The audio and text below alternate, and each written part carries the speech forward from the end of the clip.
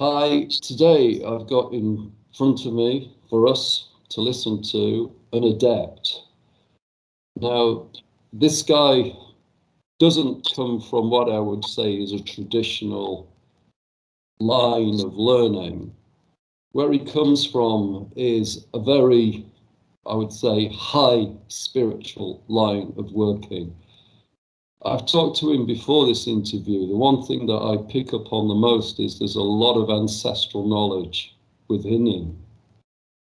So I suggest you make yourself a cup of tea, sit back, and learn from a master. How are you doing, Paul?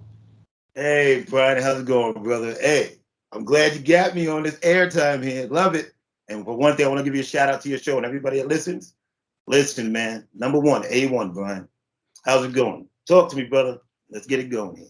It's really good. Right. So before the interview, you told me you've been on television discussing your art. How did that happen? Especially in somewhere like America, which is predominantly Christian. How did that happen?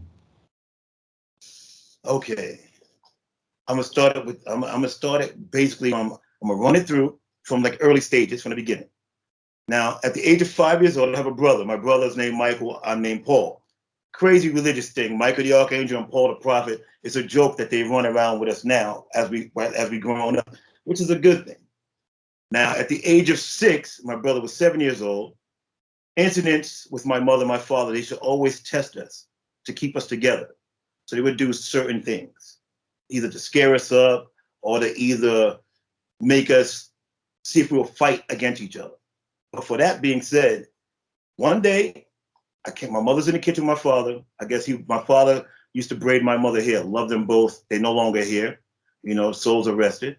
And I walked up to my mother and I said, "Hey, Mom, um, God said it's okay if I run with the goats and I'll leave the sheep." But my mother had no idea what I was talking about because she wasn't in the religious lifestyle yet. So by that being said, she told my grandmother, my father's mother, Miss Sarah, beautiful woman, God rest her. She was into voodoo, heavy voodoo. Now the thing with that was we didn't understand, me and my brother, but she used to feed us raw hamburger meat, chicken feet. Eat this, eat that. It's good for you. But not knowing that it was some type of spiritual thing we had in our family because we were like unnamed kings were where we at. We were wealthy black people in Harlem, growing up, raised in Harlem, born around all the crime and all that stuff, but we were real private with our family. Now, from that being said, my mother, she met some people in the ministry and churches, and she explained the story to them, and they said, "Wow, that's a calling for you to come in church." As I call it the pull. However they pull you in subconsciously, because it's a subconscious thing, and we'll get on that further. So from that, my mother just 2 days out the week went to church. Then it became 3 days out the week. Then she started taking me and my brother to church. And then it became 4 days out the week. She became she was a ministry to an usher to a pastor to a bishop and to an apostle, and then she passed away. My mother had like 45 years in that. And me and my brother from 7 and 8 to the ages of 27 years old, 28 years old, we was in church loyally.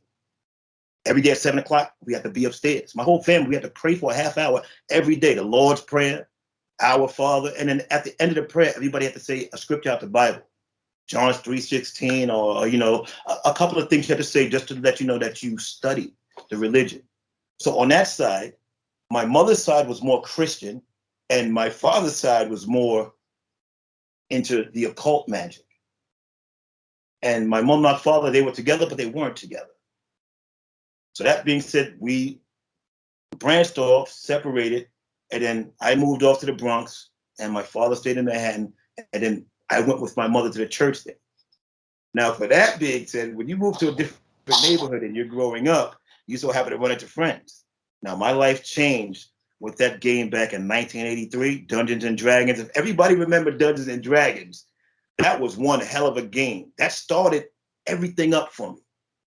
It made me understand that everybody in their lifetime has used magic. If you had a birthday, you use magic, because after that happy birthday song, before you blow out that candle, everybody that understands that ritual, make a wish. Djinn time, everybody, Djinn time. There you go. You made your first wish to that quarine or that Djinn that you had within you that you didn't know about, but you woke them up on that first birthday wish, and everybody was there to cheer you on, blowing out the fire. And that fire, smokeless fires, that candle, it starts it from there. But for me, going on from Dungeons and Dragons, branching off from video games, from doing everything that I can be, from clerics to fairies to wizards and warriors, it became a reality. Djinn Illuminated is a new book by Brian Barrott. It's the result of a lifetime study in occultism. Barrott has worked with adepts in India, Africa, and the Yemen. This book allows the reader access to the Djinn. Everything within its pages is authentic. This book has been reviewed by occultists such as J.S. Garrett, who believes it's one of the best books ever written on the subject of Djinn. It's also been reviewed by Sufi masters, namely German Quedo Myers, who believes this is a really good book. Moreover, Christine Hart, Sunday Times best-selling author, she writes, "This book is wonderful, a glorious read. It's not for nothing. Brian Barrett has been called the Djinn Master. If you want fame, if you want a better relationship, if you want spiritual awakening, Djinn Illuminated is available on Kindle."